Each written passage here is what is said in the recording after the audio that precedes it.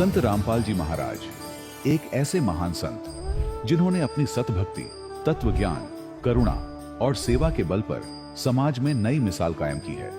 संत रामपाल जी महाराज की अगुवाई में उनके सभी सतलोक आश्रमों से समाज कल्याण के अद्भुत कार्यों ने समाज को सुनहरे भविष्य की एक नई उम्मीद दिखाई है।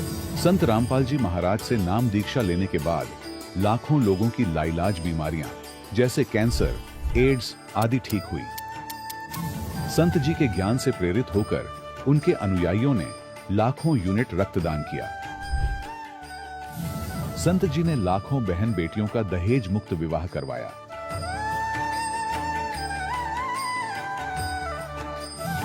संत जी ने लाखों लोगों का नशा छुड़वाया, करोड़ों उजड़े परिवार बसे। संत जी के आश्रमों में समागम के दौरान निःशुल्क नेत्र चिकित्सा, दंत चिकित्सा प्रदान की जाती है। संत रामपाल जी महाराज द्वारा समय समय पर पर्यावरण संरक्षण के उद्देश्य से बड़े स्तर पर वृक्षारोपण किया जाता है। संत जी ने जरूरतमंदों को तत्काल राहत पहुंचाने के लिए एम्बुलेंस सेवा शुरू की। संत जी अपने अनुयायियों को देहदान के लिए प्रेरित करते हैं, जिससे मानवता की सेवा और चिकित्सा क्षेत्र में सुधार हो सके। संत रामपाल जी महाराज के सभी आश्रमों में हर रोज निःशुल्क भंडारा आयोजित किया जाता है, जहां हर वर्ग, हर जाति और हर धर्म के लोग एक साथ बैठकर भोजन करते हैं।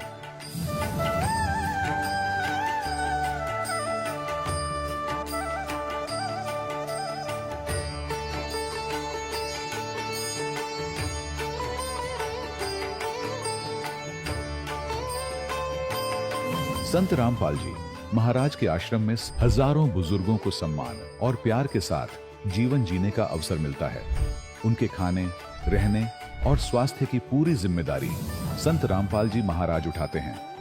अनाथ बच्चों के लिए संत रामपाल जी महाराज के सभी आश्रम किसी वरदान से कम नहीं। यहाँ उन्हें शिक्षा, संस्कार और भविष्य के लिए बेहतर अवसर प्रदान किए जाते हैं। चाहे बाढ़ हो, भूकंप या महामारी, संत रामपाल जी महाराज और उनके अनुयायी हमेशा ही जरूरतमंदों के लिए सबसे आगे खड़े रहते हैं। कोविड महामारी के दौरान संत रामपाल जी महाराज के आश्रमों से करोड़ों लोगों के लिए भोजन, दवाइयां और जीवन रक्षक सामग्रियां उपलब्ध कराई गई। चाहे गरीब की मदद हो या किसी शोषित और पीड़ित वर्ग के हक और सम्मान की लड़ाई, संत रामपाल जी महाराज ने हमेशा ही उनकी दबी आवाज को सरकारों तक पहुंचाया है और उन्हें उचित न्याय दिलवाने में अहम भूमिका अदा की है। समाज में आध्यात्मिक और सामाजिक मूल्यों के प्रति जागरूकता लाने में संत रामपाल जी महाराज हर कदम पर मानवता के सच्चे सेवक साबित हुए हैं। संत रामपाल जी महाराज का जीवन हमें सिखाता है कि सच्ची सेवा वही है जो निस्वार्थ भाव से की जाए। आइए हम भी इस महान सेवा के कार्य में इस महान संत से जुड़ें और संत रामपाल जी महाराज से नाम दीक्षा लेकर अपने जीवन को धन्य बनाएं।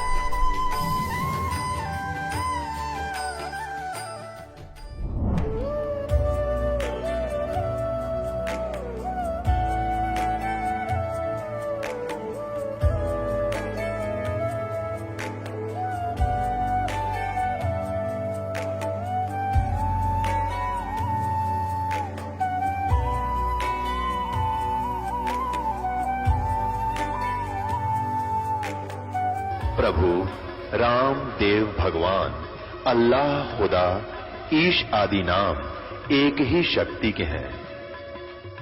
वो कैसा है, कहां है, कैसे मिलता है, किसने देखा है? ये प्रश्नवाचक चिन्ह पूर्ण रूप से हटाने के लिए अवश्य सुनिए जगत गुरु तत्वदर्शी संत रामपाल जी महाराज के अमृत वचन। सर्व पवित्र धर्मों के पवित्र शास्त्रों के आधार पर। सत साहिब दर्शकों, जरा सोचिए, जब कोई व्यक्ति न केवल खुद साधना करे बल्कि दूसरों को भी भक्ति का मार्ग दिखाए, हजारों लोगों को दीक्षा दे, लेकिन जब खुद के जीवन में दुख, दर्द और बीमारी का पहाड़ टूटे, तब उसे पता चले कि जो साधना मैं कर रहा हूं वो कुछ भी नहीं है, तो वह क्या करे। दर्शकों, ऐसी ही कहानी थी पंजाब के रहने वाले जगत जी की। जगत जी वर्षों तक दिव्य ज्योति जागृति संस्थान से जुड़े रहे। उन्होंने न केवल स्वयं साधना की बल्कि हजारों लोगों को दीक्षा भी दी, लेकिन जब उनका खुद का शरीर बीमारी से टूटने लगा, मन असहनीय पीड़ा से भर गया और हर प्रयास व्यर्थ लगने लगा, तब उन्हें समझ में आया कि मैं जो भक्ति साधना कर रहा हूं वो ठीक नहीं है। लेकिन दर्शकों, आज जगत जी का कहना है कि जब से मैंने संत रामपाल जी महाराज से नाम दीक्षा ली है, तब से मुझे पता चल गया है कि शास्त्रों के अनुसार भक्ति क्या है। आखिर आज क्यों लोगों को दीक्षा दिलाने वाले जगत जी ने संत रामपाल जी महाराज से दीक्षा ली है? आखिर इसके पीछे की सच्चाई क्या है? आइए सुनते हैं जगत जी की कहानी, उन्हीं की जुबानी। सर नमस्कार। सत साहेब जी। सर क्या नाम है आपका? मेरा नाम जगत दास है, गांव बरगाड़ी, जिला फरीदकोट, पंजाब का हूँ। सर क्या काम करते हैं आप? पहले मैं बिजली बोर्ड में एजेई लगा हुआ था, वहाँ से रिटायर होकर अब घर में ही हूँ। सर संत रामपाल जी महाराज जी से कब जुड़े आप? संत रामपाल जी महाराज जी से मैंने 25 जनवरी 2013 को नाम दीक्षा ली है। सर संत रामपाल जी महाराज से नाम दीक्षा लेने से पहले आप क्या भक्ति साधना करते थे?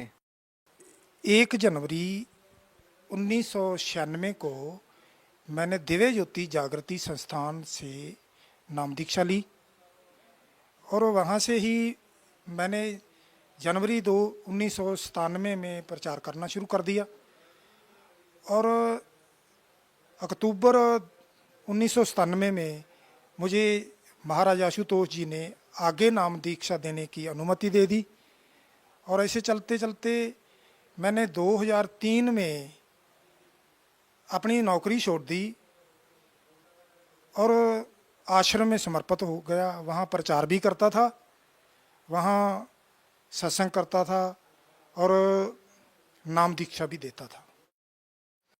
सर आपने बताया कि आप पहले आशुतोष महाराज से जुड़े और आशुतोष महाराज जी ने आपको नाम दीक्षा देने का आदेश दिया, यानी कहा जाए कि आप एक धर्मगुरु बने और आपने लोगों को नाम दीक्षा देना शुरू किया। सर आपने अपने जीवन काल में कितने लोगों को नाम दीक्षा दी और कितने आपने सत्संग किए? सत्संग तो मैंने इतने सालों में तकरीबन 2000 के करीब कर दी होगी और नाम दीक्षा भी बहुत लोगों को दी, जहाँ जहाँ जाते थे देते थे।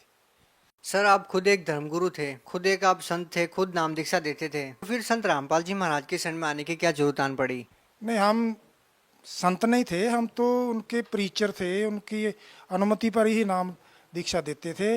इस पीरियड में मैं बहुत ध्यान साधना करता था, जिसके ज़्यादा बैठने के कारण मेरे पेट के नीचे हिस्से में दर्द हो गया और उसके बारे में मैंने बहुत दवाई ली, एक्सरे कराए, स्कैनिंग कराई, बहुत डॉक्टरों के पास गया, आशुतोष जी से भी विनती की, मगर वो ठीक नहीं हुई। इस कारण मैं फिर सत्संग कम करने लगा और घर में चला गया, वहाँ इलाज भी कराता रहा। एक दिन क्या हुआ कि एक सिख आदमी आया, उसने मुझे रामपाल महाराज जी की एक बुक दी। उस बुक को पढ़ने के बाद मैं रामपाल महाराज जी के सतलोक आश्रम में गया और वहाँ से नाम दीक्षा ले ली।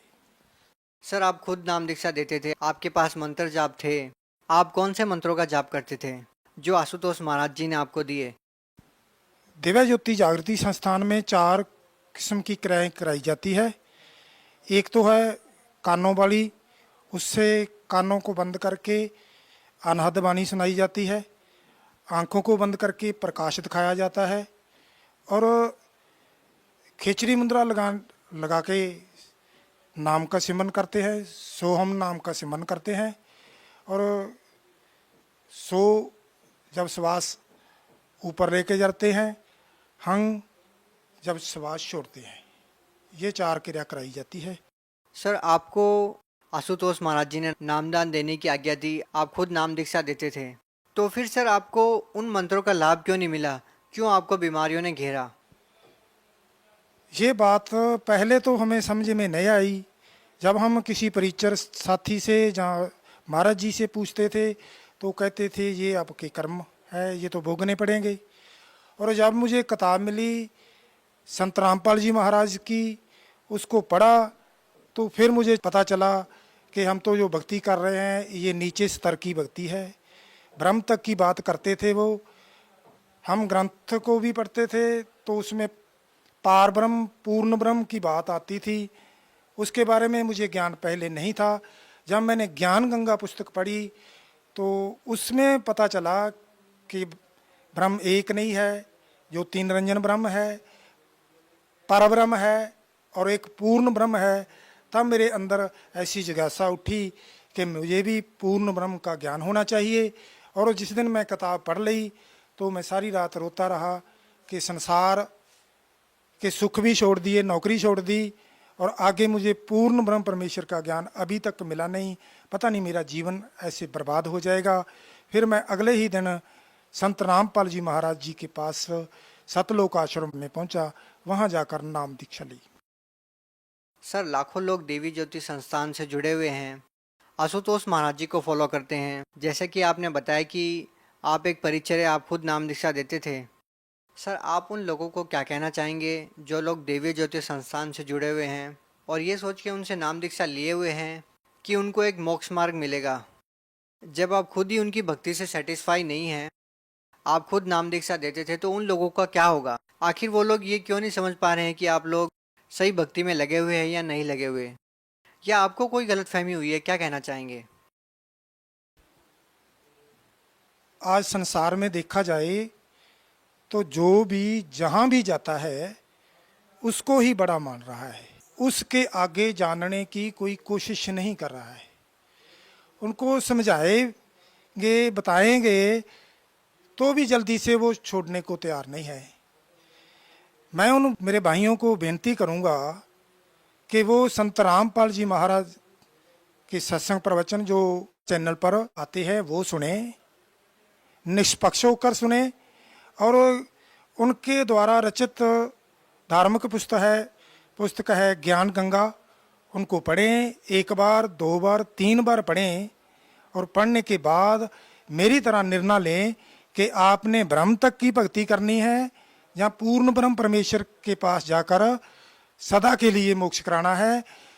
पढ़ने के बाद, ज्ञान को जानने के बाद संत रामपाल जी महाराज की शरण में आकर इस ज्ञान को प्राप्त करें।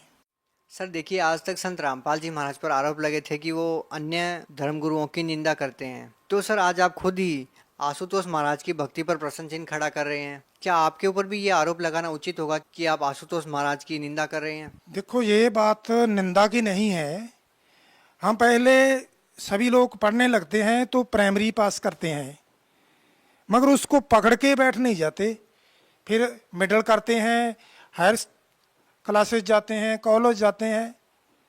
जो जहाँ भी जाते हैं हम उनकी निंदा नहीं करते, उनको ये बताते हैं, ये नहीं कहते कि उनका मार्ग गलत है, ये बताते हैं कि भाई ये मोक्ष का मार्ग नहीं है, उनका मार्ग मोक्ष का नहीं है। नीचे की भक्ति करते हैं, वो बुरे कर्म भी चढ़ाते हैं, ये तो हो सकता है, समाज सुधार को हो सकते हैं, मगर पूर्ण मुक्ति का जो मार्ग है, पूर्ण ब्रह्म परमेश्वर की जो भक्ति है, वो संत रामपाल जी महाराज जी के पास है। उनके पास जाकर जो भक्ति करेंगे तब ही हमारी मोक्ष होगी, ये निंदा नहीं है। सर बड़ी विचित्र बात है कि इतना बड़ा पंथ दिव्य ज्योति संस्थान वो लोगों को ऐसी भक्ति विधि बता रहा है जो पूर्ण नहीं है, और एक संत रामपाल जी महाराज जी जिन्होंने कुछ ही साल पहले सतलोक आश्रम में एक अद्भुत भक्ति साधना प्रारंभ की और लोगों को दुखों से निजात दिलाने लगे। सर लोग कैसे समझेंगे कि संत रामपाल जी महाराज जी पूर्ण संत है, क्योंकि संत रामपाल जी महाराज की वेशभूषा को देख के नहीं लगता कि वो संत है। जैसे कि दिव्य ज्योति संस्थान में उनके जो परिचर हैं आशुतोष महाराज जी जो थे, उनका जैसे भी वेश था, उनकी वेशभूषा को देख के लगता है कि वो एक संत है। लेकिन संत रामपाल जी महाराज की भक्ति विधि आप लोग बता रहे हैं कि सही है, लेकिन उनको देख के ये नहीं लगता कि वो एक संत है। क्या कहना चाहेंगे, एक वेश का होना क्या एक संत को प्रमाणित करता है कि वो एक संत है? महापुरुष कहते हैं, वेश पेश मत भूलिए, पूछ लीजिए ज्ञान। संत की पहचान वेश से नहीं होती, वेशभूषा तो कोई भी बना सकता है। संत की पहचान उसके ज्ञान से होती है। इसलिए जे संत रामपाल जी महाराज जी की पहचान करनी है तो उसकी पहचान ज्ञान से हो गई। जो उनका ज्ञान है वो उनके ज्ञान की जो विधि है, जो तरीका है, वो हमारे चारों वेदों के अनुसार है, श्रीमद् भगवत गीता के अनुसार है, बाकी धर्म ग्रंथों के अनुसार है। जो संत हमारे धर्म ग्रंथों में लिखी हुई विधि विधान के मुताबिक, विधान के अनुसार पूरा ज्ञान देता है, वह संत है। कोई वेशभूषा संत नहीं है, कोई चोला संत नहीं है, कोई उनका रहन सहन संत नहीं है। संत की पहचान उनके ज्ञान से होती है। सर, आप खुद दिव्य ज्योति संस्थान में एक परिचर रहे हैं, आपको इतनी सारी बीमारियों ने घेरा, आपने आशुतोष महाराज जी से पर्सनली जाके मुलाकात की दुखों के बारे में, फिर भी आपको निजात नहीं मिली। क्या संत रामपाल जी महाराज से नाम दीक्षा लेने के बाद आपको उन दुखों से निजात मिली, छुटकारा मिला? मेरा जो पेट दर्द था, मुझे नहीं पता था कि गुरु जी से प्रार्थना करनी है, संत रामपाल जी महाराज जी से प्रार्थना करनी है। मुझे नहीं पता था, मैंने नहीं की। और जब मैं बाहर आया तो मुझे एक लिखा मिला शंका समाधान। वहाँ आया तो वहाँ आकर मैंने बताया कि मेरे पेट दर्द है। तो शंका समाधान में कहते जा, आप इस दरबार में आ गए हो, पेट दर्द अब तो रहेगा नहीं। उस दिन के बाद आज तक मेरे कोई पेट दर्द नहीं हुआ। सर, संत रामपाल जी महाराज से नाम दीक्षा लेने के बाद आपको और क्या लाभ मिले? लाभ तो अनेकों मिले हैं, मगर मैं एक दो ही बयान कर पाऊंगा, समा इजाज़त नहीं दे रहा है। मेरी भक्तमती है, उसके गले में इतनी बड़ी गांठ थी। हमने डॉक्टरों को दिखाया, डॉक्टर बोलते हैं कि इसका ऑपरेशन होगा। वो कहती मैं ऑपरेशन तो कराऊंगी नहीं। फिर मैं गुरुजी संत रामपाल जी महाराज जी के पास गए, वहाँ प्रार्थना की गुरुजी ये इतनी बड़ी गांठ है, डॉक्टर कहते हैं ऑपरेशन कराओ। तो संत रामपाल जी महाराज जी ने आशीर्वाद दिया कि बेटा कोई ऑपरेशन नहीं कराना है, ये ठीक हो जाएगी। वो 15 दिन के बाद ही ठीक हो गई। और उसके बाद मेरे काला मोतिया था, 2011 में हुआ था। डॉक्टर ने बता दिया था कि ये मौत तक दवाई लेनी पड़ेगी,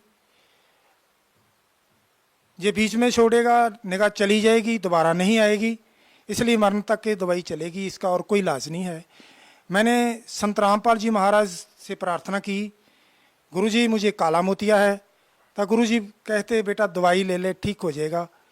मैंने दवाई लेता रहा और थोड़ा समय बीत गया तो मैंने तो ध्यान ही नहीं दिया। एक दिन सिर में बहुत दर्द हुआ, डॉक्टर ने चेक किया, वो कहता अपनी आँखों की दृष्टि चेक कराओ। आँखों की दृष्टि चेक कराई, मैं वही पर्ची लेकर गया तो डॉक्टर ने चेक करके कहा कि मुझे नहीं लगता कि आपको काला मोतिया है। कहता मैं एक चेक करता हूँ। जब उसने मेरे दवाई पा के चेक किया तो उसने कहा कि 2 टेस्ट और करेंगे जो बठिंडा से होंगे। मैं कहता हूँ कि 99% काला मोतिया नहीं है। तो जब मैं बाहर आया तो मुझे बाहर दिखाई नहीं देता था। मैं डॉक्टर के पास फिर गया तो डॉक्टर कहने लगा कि ये दवाई का 7 घंटे असर रहेगा, धूप में जाओगे दिखाई नहीं देगा, गांव जाना है तो किसी को बुला लो। मैं फिर वापस आया, मैं सोचता था किसको बुलाऊं।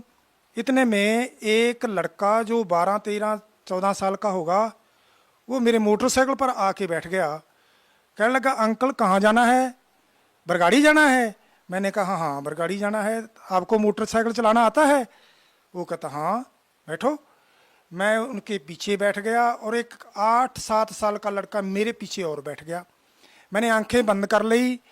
बंद करने के बाद 10-12 किलोमीटर मेरा गांव है, वो मेरे घर के तकरीबन 200 मीटर पीछे, मेरा घर खेतों में है, 200 मीटर पीछे मोटरसाइकिल जब बंद हुआ तो मैंने आंखें खोली, देखा तो वहाँ कोई लड़का नहीं था। मैं तो हैरान हो गया कि कौन था जो मुझे छोड़ने आया और कहाँ चला गया। मैं घर गया तो बस रो ही सकता था। और मुझे कौन छोड़ने वाला था? संत रामपाल जी महाराज जी ने अपना वेश बदल के मुझे वहाँ छोड़ने आए। उनके क्या क्या मैं देन दे सकता हूँ? मैं तो कमीना हूँ, कुत्ता हूँ। इसके जो एहसान है उनका मैं कुछ दे नहीं सकता है। सर देखिए, बड़ी विचित्र बात है और हमें खुशी भी हो रही है इस बात को लेके कि आप जैसे नेक इंसान भी हैं जो लाखों लोगों को प्रतिनिधित्व करते थे। आप सत्संग करते थे, नाम दीक्षा देते थे। उसके बाद आपने संत रामपाल जी महाराज के सत्संग सुन के ये विचार किया कि हम समाज को सही दिशा नहीं दे रहे हैं और आपने उस गलती को माना और संत रामपाल जी महाराज से नाम दीक्षा ली। सर, आप उन साधु संतों को, उन धर्मगुरुओं को क्या कहना चाहेंगे जो आज भी लाखों लोगों का प्रतिनिधित्व करते हैं और उनको एक गलत भक्ति साधना बता रहे हैं? जो साधु संत समाज को ये सेध दे रहे हैं, ये तो लालच करके दे रहे हैं, फिर तो बात ही और है। ये उनके मन में है कि हमने समाज का सुधार करना है, हमने समाज को मुक्ति देनी है। तो मैं उन सब से प्रार्थना करूंगा कि मान अहंकार छोड़कर वो इस ज्ञान को अच्छी तरह पढ़ें, जानें और फिर इस नाम को प्राप्त करें। इस पूर्ण नाम को प्राप्त करने के बाद आपको कितनी अच्छी पदवी मिलेगी। आप सदा के लिए सतलोक चले जाओगे। मगर ये इस झूठ के सहारे रहेंगे। कुछ दिन की मान वडाई है, इस मान वडाई के कारण हमारा जीवन नरक बन जाएगा। इसलिए ये मान वडाई को छोड़कर इस पूर्ण ज्ञान को प्राप्त करें। इसमें कोई बड़े छोटे की बात नहीं होती।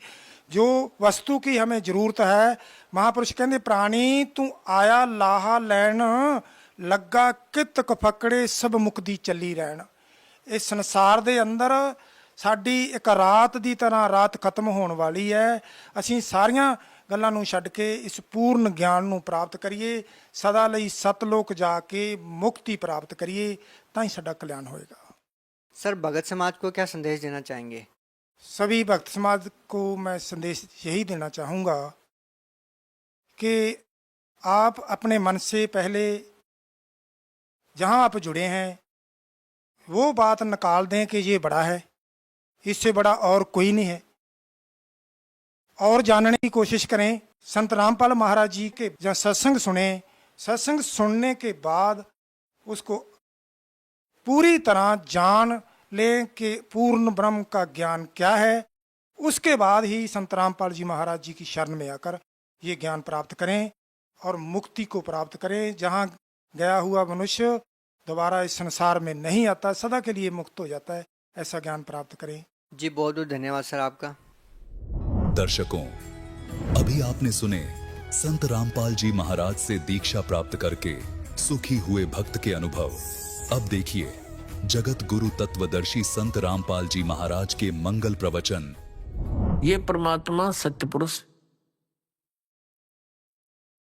ये चारों युगों में आते हैं।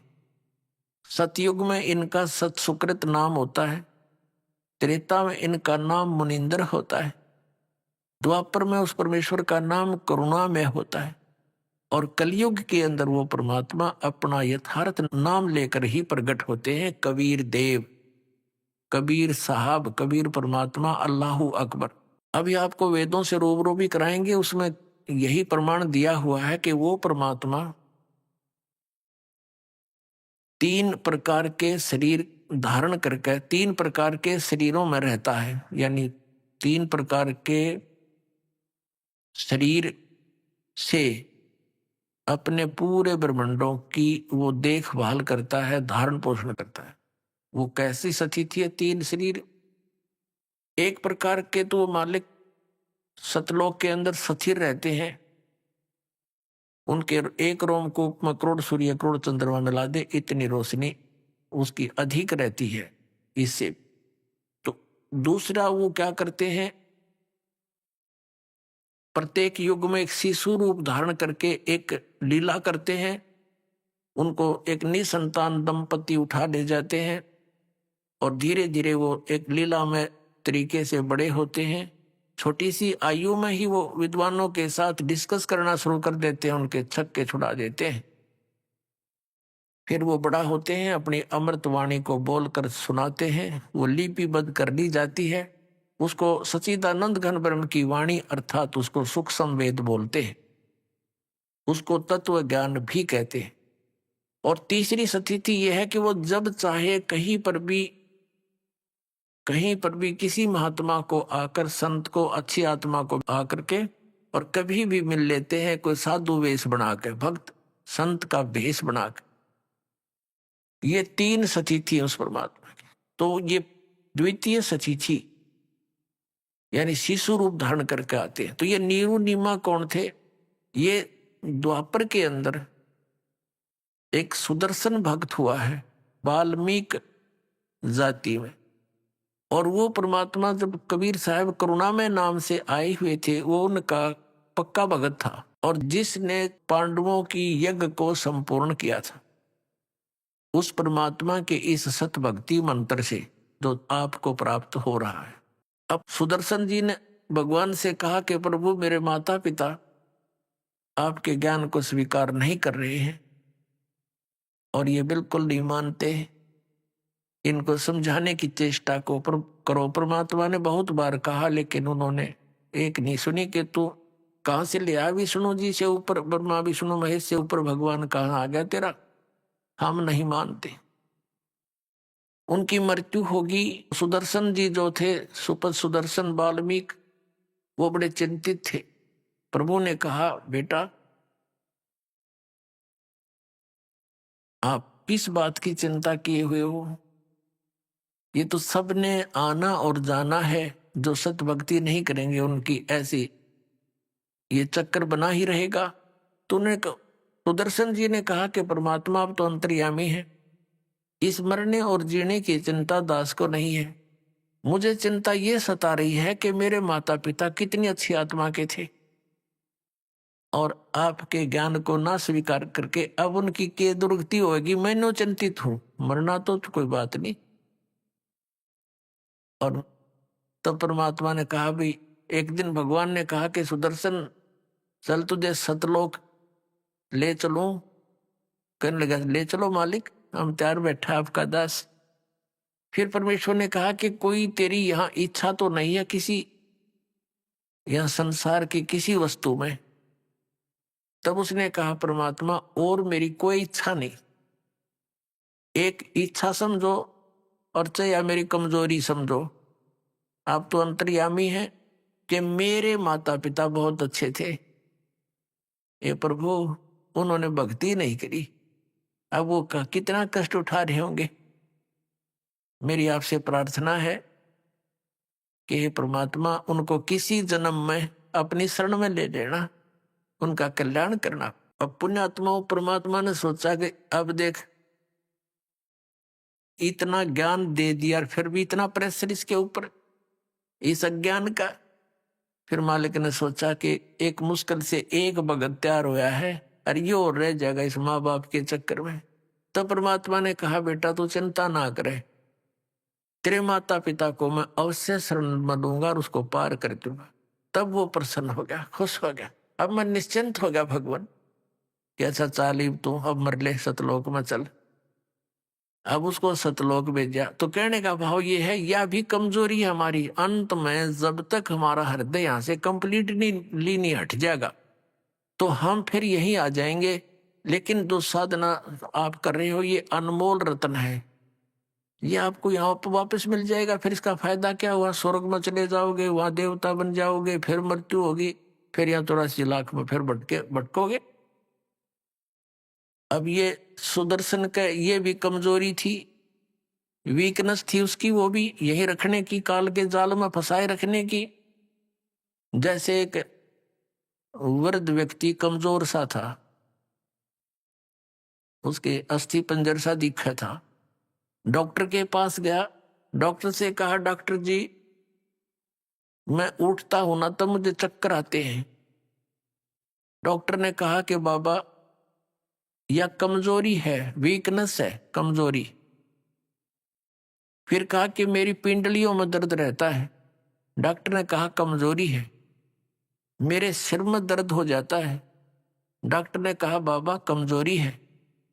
तो वो बाबा जो है बूढ़ा नाराज हो गया और कहने लगा तो डॉक्टर है गमचक्र, एक के बाद जाना है क्या, कमजोरी है, कमजोरी है, कुछ और भी कहेगा। तो डॉक्टर ने बोला बाबा यह भी कमजोरी है, क्योंकि कमजोर आदमी ने गुस्सा गणाया करे। तो यह भी कमजोरी ही थी उसकी, सुदर्शन जी की, जो न्यू कह था कि मेरी क्या इच्छा नहीं है भगवान, किसी चीज में इच्छा नहीं है, बस मेरे माता पिता की याद आवे है कि वो कितना दुखी हो रहे होंगे। यह भी कमजोरी ये थी, जो यहां फंसा देती उसको माता पिता के पास पटक दो, काल उसको उठा के जहां आशा तहां बासा हुई। तो पुण्यात्माओं अगले जन्म में वो सुदर्शन जी के माता पिता ब्राह्मण और ब्राह्मणी दोनों का योग हो गया। तो परमात्मा उनको मिले, लेकिन उन्होंने उनकी बात को नहीं माना। 3-4 वर्ष के होके अंतर ध्यान हो गए, वापस फिर नहीं आए। जब परमात्मा ने कहा था तुम नाम ले लो, 3 वर्ष का बालक थे, और उस सुदर्शन की माता पिता वाली आत्मा से कहा कि तुम उपदेश ले लो, और वो न्यू के हम ये हमारे पास रहे और हमने न्यू के नाम ले लो, मैंने गुरु बना लो, देख बेइज्जती करे हमारी। परमात्मा अंतर ध्यान हो गए। वो सारी जीवन रो रो कर काटा हो न, वो जीवन बहुत बुरी तरह रोते रहे, उनकी तरफ बना दी। ये सचमुच भगवान थे, हमने मानी नहीं उनकी बात। अगले जन्म में वो फिर ब्राह्मण ब्राह्मणी का हो गया, और वो भगवान शिव के उपासक थे। गौरी शंकर सरस्वती उनका नाम था। तो गौरी शंकर सरस्वती इनका नाम था। इनका दोनों का फिर योग हो गया पति पत्नी के रूप में। गौरी शंकर जो है ये भगवान शिव के पुजारी थे और बहुत ही नेक आत्मा थे। निस्वार्थ भाव से भगवान शिव की शिव पुराण की कथा करते थे, किसी को मिसगाइड नहीं करते थे अपनी रोजी रोटी के लिए। और कथा में जो भी कोई दान दक्षिणा आ जाती थी उसी से निर्वाह चल रहा था, और शेष जो बच जाता था भोजन से वो भंडारा कर देते थे, संग्रह नहीं करते थे। अब क्या हुआ, अन्य जो दूसरे ब्राह्मण थे वो रोजी रोटी के लिए कथाएं किया करते थे, वहां लोगों ने जाना कम कर दिया। गौरी शंकर के पास उनका समूह ज्यादा हो गया, तो अन्य जो ब्राह्मण थे वो उनसे ईर्ष्या करने लग गए। इस बात का ज्ञान था मुसलमानों को, ये काशी शहर में जन्मे थे। तो मुसलमानों ने सोचा कि ये गौरी शंकर हिंदू धर्म का प्रचार घना कर रहा है, और इसके साथ ये ब्राह्मण है नहीं, और उन गुरुओं के साथ ही जनता होती थी, जो वो कहते थे वही कर देते थे। तो मुसलमानों ने जबरदस्ती बलपूर्वक अपना जूठा पानी उनके कपड़ों पर छिड़क दिया। उस गौरी शंकर सरस्वती के कपड़ों पर घर में उनके मुंह में डाल दिया जबरदस्ती, और कह दिया ये मुसलमान बन गए, मुसलमान बन गए। अब वो जो विरोधी ग्रुप था ब्राह्मणों का, उन्होंने सब जगह कह दिया कि गौरी शंकर मुसलमान बन गए हैं, उनका वहां कोई नहीं जाएगा, उसको अधिकार नहीं रहा हमारे पुराणों और ग्रंथों के जो है ना प्रचार करने का। गंगा में स्नान करना भी बंद करवा दिया। अब वो विवश हो गए, निर्वाह की समस्या आ गई, तो उनका नाम रख दिया, एक का गौरी शंकर का नाम रख दिया नूर अली, जिसको नीरू कहने लगे, और सरस्वती का नाम रख दिया नियामत, उसको नीमा कहने लगे। इस प्रकार नीरू और नीमा नाम से वो दोनों प्रसिद्ध हुए। निसंतान थे, उनका संतान नहीं थी। आयु लगभग 50 से ऊपर हो चुकी थी, 60 के आसपास। अब गंगा में स्नान करते थे पहले प्रतिदिन, अब गंगा में स्नान करना बंद करवा दिया। उनके लिए समस्या आई, तो उनको धीरे धीरे पता चला कि एक सरोवर है लहर तारा नामक, और उसमें गंगा का जल ही वर्षा के दिनों में जब ओवरफ्लो होकर चलती है दरिया, उछल उछल के लहरों के द्वारा वो जल से बहुत बड़ा सरोवर का रूप धारण कर लेता है। वो फिर सारा वर्ष बहुत अच्छा शुद्ध जल उसमें रहता है। तो वो दोनों जने प्रतिदिन वहां स्नान करके आते थे। रोटी रोजी के लिए, निर्वाह के लिए उन्होंने एक सिंपल सा कारखाना लाया, यानी जिसमें कुछ भी खर्च ना हो, कपड़ा बुनने के। उसमें 4-5 डंडे से गाडड़े होते हैं, बस लकड़ी के काट के जंगल तक, और उसमें सूत लाकर लोगों से उनको बनाने की मजदूरी लेते थे। तो जिस कारण से वो कपड़ा बुनने के कारण जुलाहा नाम से प्रसिद्ध हो गए। अब वो संतानहीन थे। व्यक्ति तो कुछ अपनी कर लेता है संतुष्टि, लेकिन ये बहन जो होती है इनको समाज नहीं टेकन देता। कोई ना कोई आता है, पूछता है, अरे भगवान ने कोई बच्चा नहीं दिया, एक बालक तो चाहिए था। तो फिर वो रोती है बेचारी जिसका संतान नहीं होती। तो ऐसे ही कोई एक दिन इंजेक्शन लगा नीमा के, शाम ने कोई बात चल गई होगी, तो सुबह उठकर वो इस ज्येष्ठ सुदी पूर्णमासी को सुबह सुबह ब्रह्म मुहूर्त में स्नान करने के लिए चल पड़े। और शाम ने कोई रिश्तेदार या कोई पड़ोसी आकर उसको प्रेरित कर गया कि भगवान ने एक बालक तो देना ही चाहिए था, और बच्चे बिना तो जीव ने कुछ को ना। ऐसा हमारी अपनी सोच है, लेकिन भक्ति मार्ग में इसके विपरीत ज्ञान है। वो समय आने पर बताएंगे, अभी इतना समय नहीं। अब नीरू नीमा दोनों स्नान करने के लिए प्रतिदिन की तरह वो चल पड़े। कहाँ? अपने उसी स्थान पर जहां प्रतिदिन स्नान करते हैं, लहर तारा तालाब पे।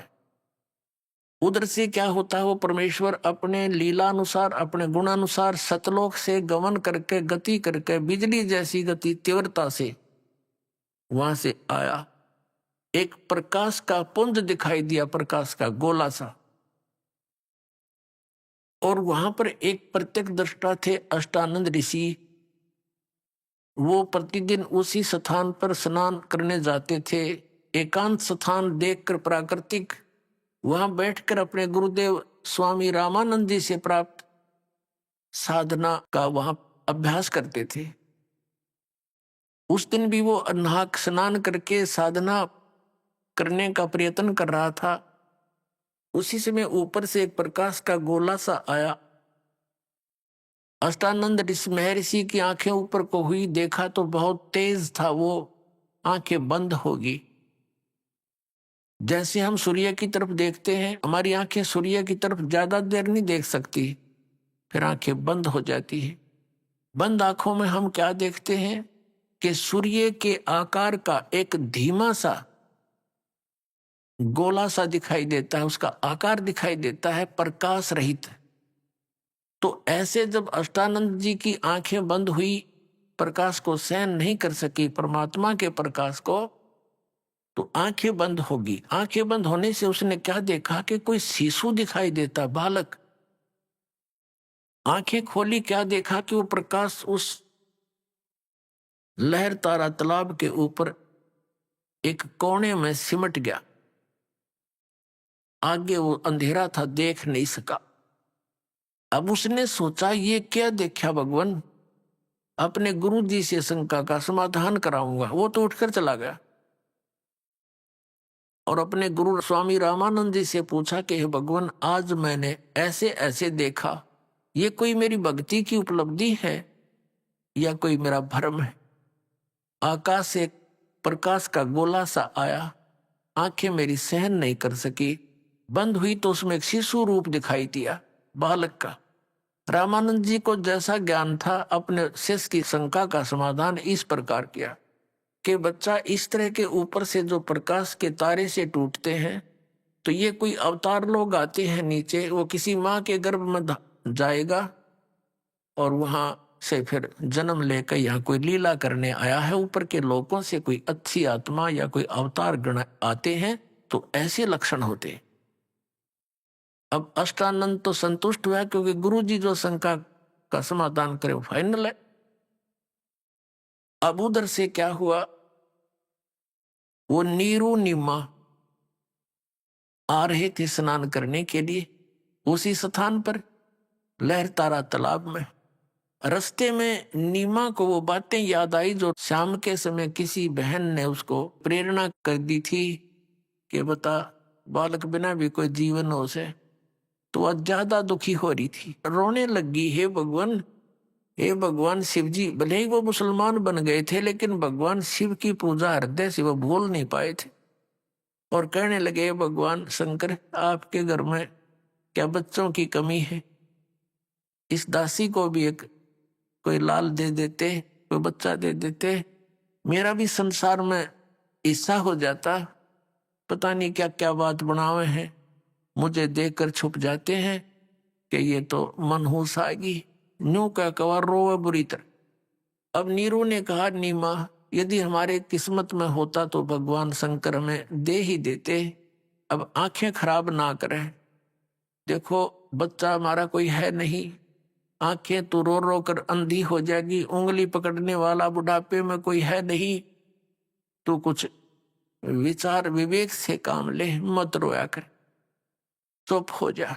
ऐसे कहते कहते वो लहरतारा तालाब पर आ गए।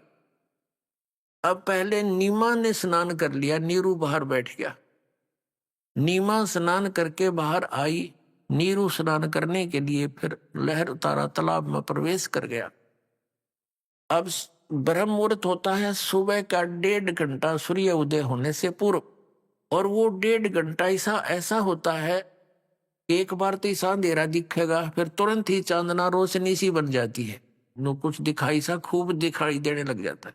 नीमा जो वस्त्र बांध कर स्नान किया था उसने, उसको धोने के लिए वापस किनारे पर गई तो क्या देखा कि कमल के फूल पर कोई वस्तु हिल रही है, क्योंकि परमात्मा लीला कर रहे थे, कमल के फूल पर लेटे हुए थे और एक पैर को हिला रहे थे। अब नीमा ने क्या देखा कि कोई सर्प तो नहीं है, कहीं मेरे पति को ना डस ले।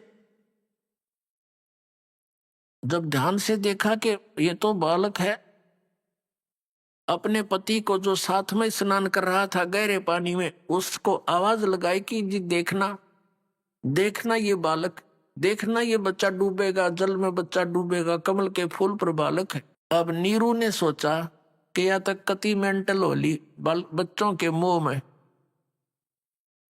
और देख अब इसने जल में भी बालक दिखाई देने लगे। हे भगवान सद्बुद्धि दो दाता इसको। तो वो कहने लगा स्नान करता करता कि नीमा तू कति पागल होगी। तो उसने कहा कि नहीं जी देखना सचमुच, देखो देखो ये रहा बच्चा डूबेगा। अब नीरू ने देखा कि आज इसकी आवाज में कुछ सच्चाई है। जिधर वो संकेत कर रही थी उधर देखा उसने कि सचमुच एक बालक है। तो उसने आओ देखा ना ताओ देखा, फट उठाया, कमल के फूल समेत तोड़ लिया बालक को और अपनी पत्नी को दे दिया। और नीमा इस परमेश्वर को लेकर के बाहर आ गई सरोवर से। अब नीरू नहा रहा था और नीमा ने देखा उस परमात्मा का इतना सुंदर शरीर, इतना सुंदर चेहरा। अपना आत्मा जिस भगवान के नाम लेते रोम रोम खड़े हो जाते, और उस परमेश्वर के लिए दुनिया भक्त भटक रहे हैं।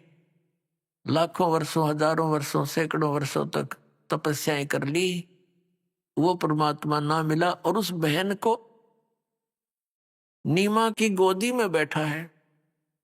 अपनी आत्मा बर्फ तो दूर से ही ठंड कर देती है और निकट हो जाता कति गर्मी आसपास नहीं आने दे, तो संसारिक जो दुख उस भगवान की प्रेजेंस में छू मंतर हो जाते हैं। और जब ये टेंशन खत्म हो जाती है तो आत्मा अपने आप को हल्का सा महसूस करती है।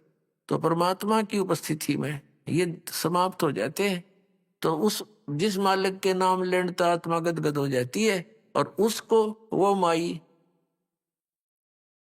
लाड कर रही है, सीने से लगा रही है, कदे उसका मुंह चूम रही है और शुक्र मना रही है अपने भगवान शंकर का। हे भगवान, हे शंकर भगवान, आज अर्ज करी थी हृदय ते, आज सुन ली मेरी। अब परमात्मा कहते हैं कि जगत का पेख ना पेखा और धनी का नाम ना लेखा। वहां नंबर शंकर भगवान के बनने लग रहे हैं और मालिक खुद आ रहे हैं उसके लिए। तो हम ऐसे था हमारे साथ, हम लोकवेद के आधार से जो भी साधनाएं करते थे, जो भी सुख होता था प्रारब्ध बस, तो हम इन भगवानों को क्रेडिट देते थे, ब्रह्मा विष्णु महेश और श्याम जी हनुमान जी को, जबकि ये इनका कोई रोल नहीं प्रारब्ध के अंदर, ना ये सुख दे सकते ना ये दुख दे सकते। अब यहाँ आपको थोड़ी सी अमृत वाणी सुनाते हैं, वो सच्चिदानंद घन ब्रह्म की वाणी। अपने आत्मा आपको परमात्मा की अमृतवाणी सुनाते हैं। 84 बंधन कटे कीनी कल्प कबीरे, भवन चतुर्दश लोक सब ये टूटे जम जंजीरे। अनंत कोट ब्रह्मांड में वो बंदी छोड़ कहाए, सो तो एक कबीर है वो जननी जने नमाए। पुणात्मा, ये इतना लंबा सिलेबस है कि जो दास आज शुरू करना चाहे था, सुनाना चाहे था, वहां तक तो पहुंच ही नहीं पाया है। फिर भी ये सारा ज्ञान मिलकर ही हमारा पूरा कोर्स होगा। अब यहां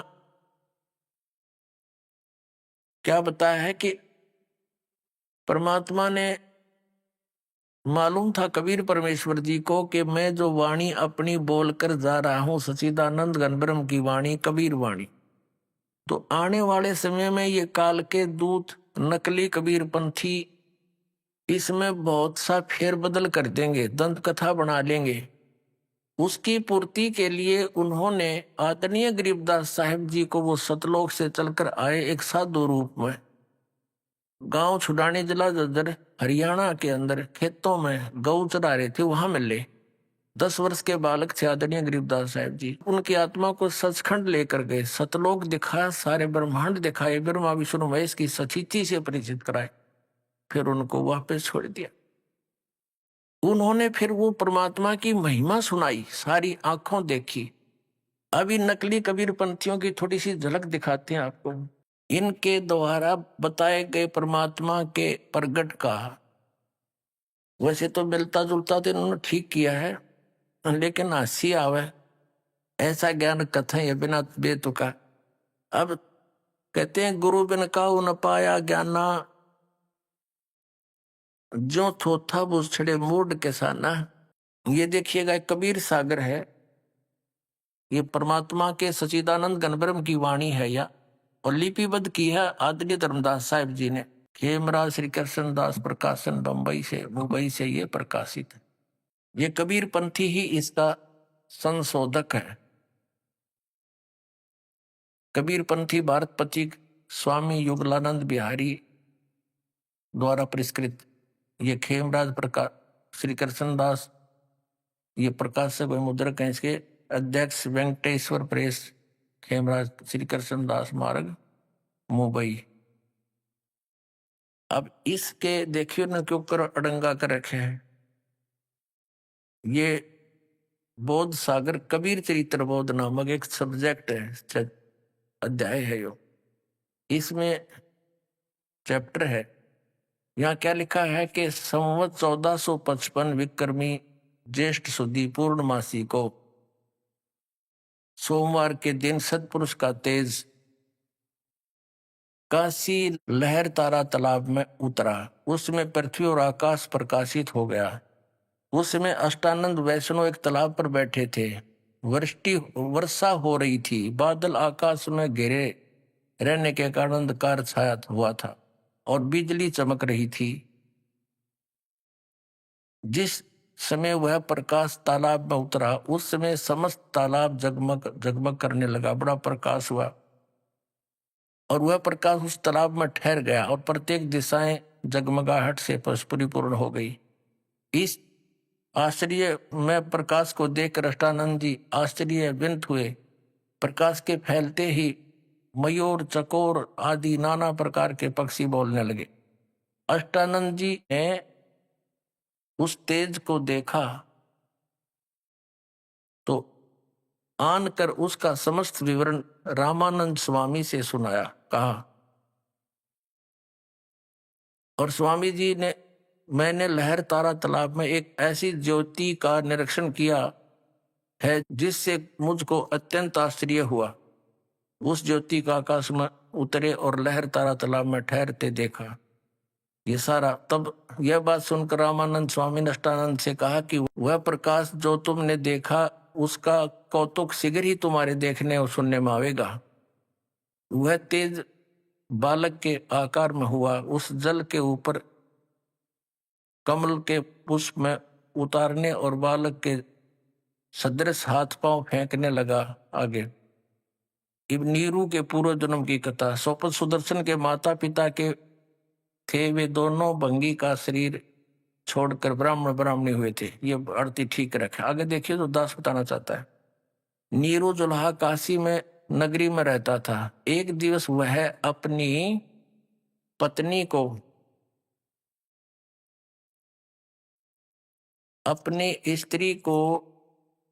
अपनी स्त्री से चलाता था। अच्छा, देववात वह लहर तारा तालाब के समीप से निकला। उसकी स्त्री नीमा प्यासी हुई और जल पीने के निमित्त वह तालाब पर गई। वहां देखा तो एक बड़ा ही सुंदर बालक कमलों में तैरता फिरता है और हाथ पांव फेंक रहा है। उस बालक को देखकर नीमा तालाब के भीतर घुसकर बच्चे को अपनी गोद में उठा लिया और तालाब से बाहर निकलकर नीरू के पास आई। तब पूछा कि ये किसका लड़का ले आई। तब नीमा ने उत्तर दिया कि मैंने तालाब में पाया है। नीरू ने कहा कि यह लड़का जहां से तू लाई है वहीं रखा नहीं तो मालूम कि ये किसका लड़का है। तब उस स्त्री ने उत्तर दिया कि ऐसा सुंदर बालक तो मैं कदापि नहीं छोड़ूंगी।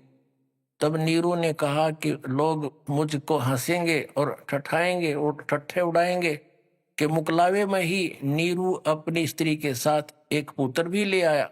अब इनकी नालायकी बताऊंगा। इतनी तो आपको दिखाया है कि इसमें नूर लिखा है कुछ।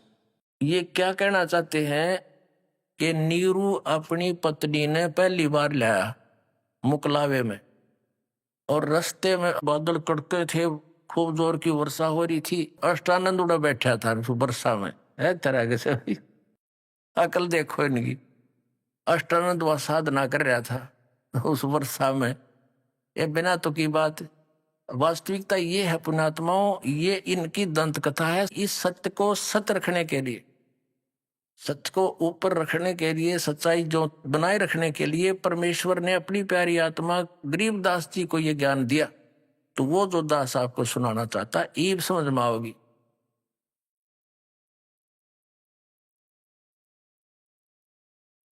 अब आदरणीय गरीबदास साहिब जी ने आंखों देखा उस परमेश्वर का वो सत्य वर्णन किया है। जैसे तुलसीदास जी ने श्री रामचंद्र जी के लाखों वर्ष पहले घटी हुई घटनाओं को और अपनी चौपाइयों के माध्यम से ज्यों का त्यों वर्णित कर दिया, और जो आज हिंदू धर्म के अंदर उन्हीं चौपाइयों को आधार मानकर भगवान श्री राम की महिमा सुनाई जाती है। अब ये दिव्य दृष्टि होती है। अब जो तुलसीदास जी को जो दिव्य दृष्टि प्राप्त हुई और जो गरीबदास जी को प्राप्त हुई, उसमें बहुत अंतर है। अभी आपने सुने संत रामपाल जी महाराज के मंगल प्रवचन। आइए अब सुनते हैं संत रामपाल जी महाराज से नाम दीक्षा लेकर सतभक्ति करके अद्भुत लाभ प्राप्त करने वाले अनुयायी के विचार। दर्शकों, मनुष्य जीवन भर सच्चे सुख की तलाश करता है, लेकिन जब उसे सुख की प्राप्ति नहीं होती तो वह मायूस होकर भटकता रहता है और नशे जैसी बुरी लतों का शिकार हो जाता है। दर्शकों, कुछ ऐसी ही कहानी थी हरियाणा के रहने वाले हवा सिंह सैनी जी की। हवा सिंह जी ने अपने जीवन में हिंदू धर्म में प्रचलित हर प्रकार की साधनाओं को अपनाया, मंदिरों में दर्शन, व्रत उपवास, तंत्र मंत्र, यज्ञ हवन आदि सब इन्होंने किया, लेकिन फिर भी इन्हें न तो शारीरिक सुख मिला और न ही मानसिक शांति, बल्कि स्थिति ये हो गई कि ये नशे के चंगुल में फंसते चले गए और साथ ही प्रेत बाधा जैसी समस्याओं ने इन्हें चारों ओर से घेर लिया था।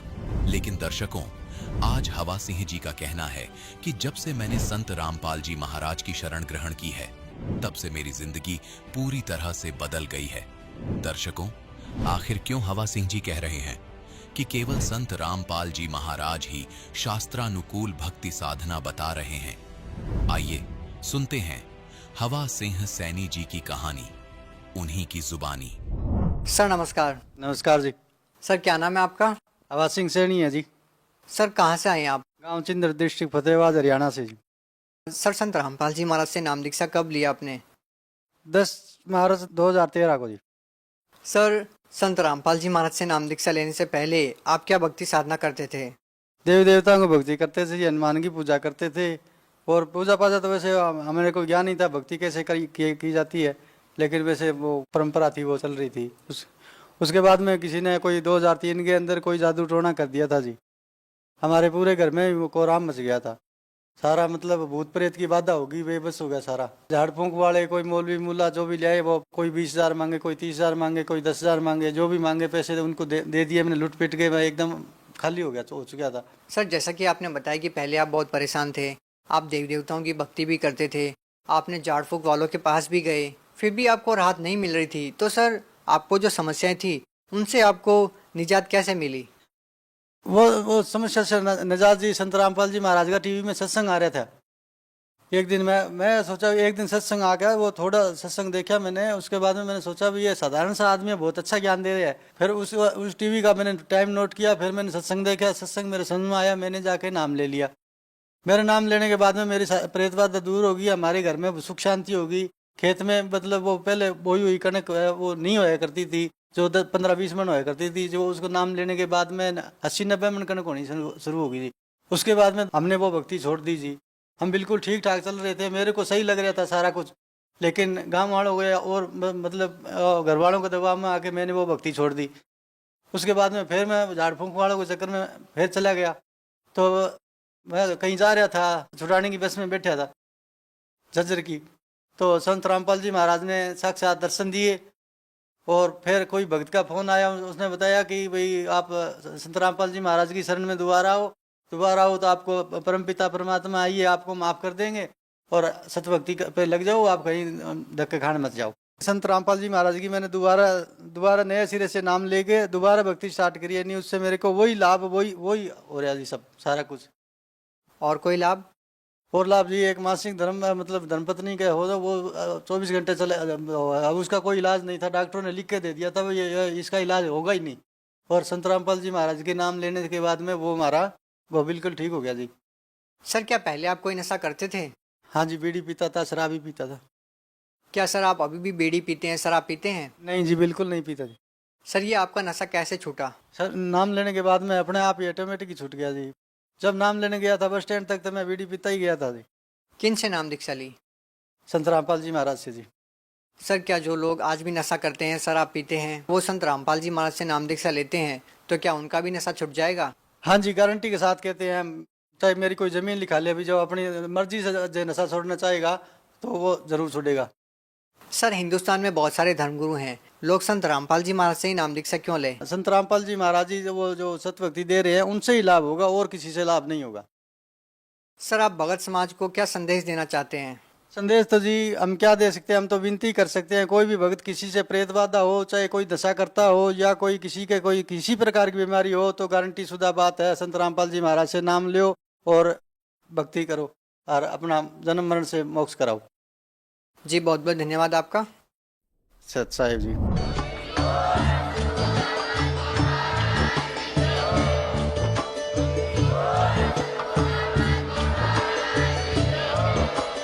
आप सुन रहे थे जगत गुरु तत्वदर्शी संत रामपाल जी महाराज जी के मंगल प्रवचन। अधिक जानकारी के लिए विजिट कीजिए हमारी वेबसाइट www.jagatgururampalji.org। संत रामपाल जी महाराज जी के शुभ आशीर्वाद से पूरे विश्व भर में 500 से भी ज्यादा नाम दीक्षा केंद्र हैं, जिन पर संत रामपाल जी महाराज जी द्वारा ऑनलाइन निशुल्क नाम दीक्षा दी जा रही है। अपने नजदीकी नाम दीक्षा केंद्र का पता करने के लिए संपर्क करें 8222880541।